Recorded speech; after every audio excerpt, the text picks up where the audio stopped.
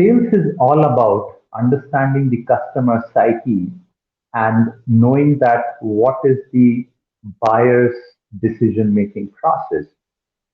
And David Hoffield in his book has explained that very beautifully by sharing a sales equation, which is all about that buying decision is a function of six whys and the emotional state of the customer. And as a sales professional, if we are able to understand those six whys and emotional state, we would be in the best position to close the sales.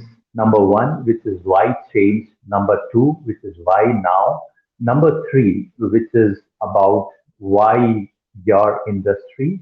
Number four is all about why you and your company. Number five, which is about why your product and services. And number six, why to spend money. We will not focus on these six whys today in this discussion, but we will rather focus on the another function of the buying decision, which is the emotional state.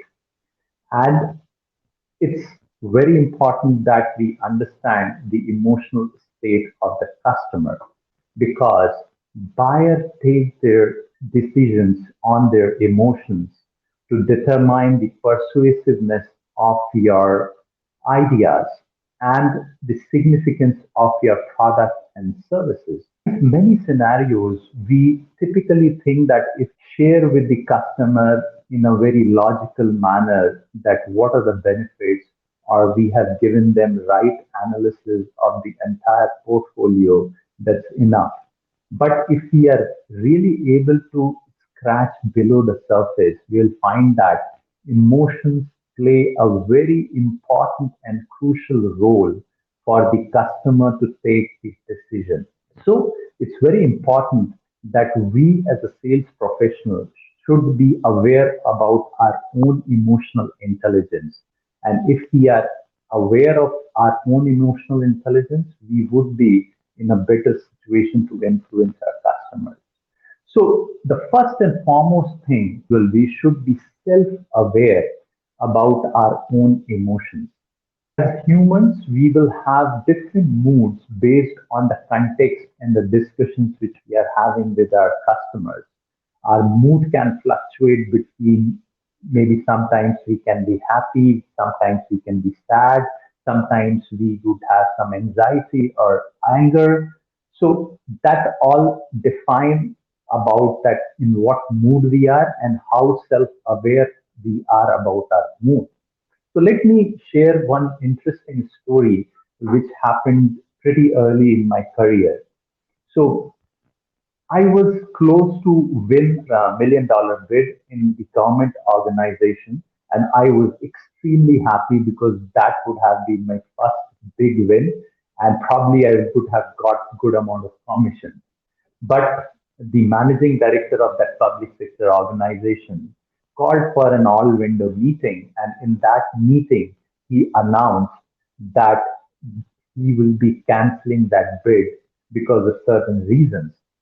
And in my naive youthfulness, I reacted to that situation by displaying anger to him, and it costed me dearly and even to my organization because we had to forfeit our earnest money deposit and we were not able to participate again in that tender.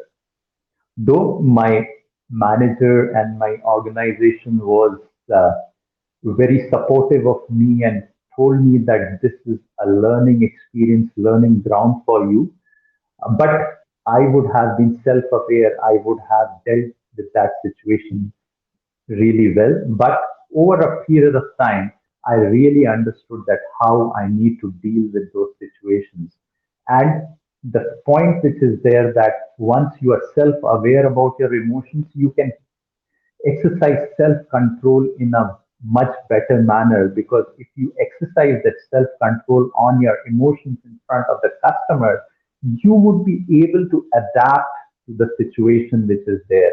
You will show that adaptability based on the situation which is there and You would look for a resolution in case if there is some crisis which is there or some problem which is there, because that's going to really catapult to a situation where customer would feel good about your capabilities.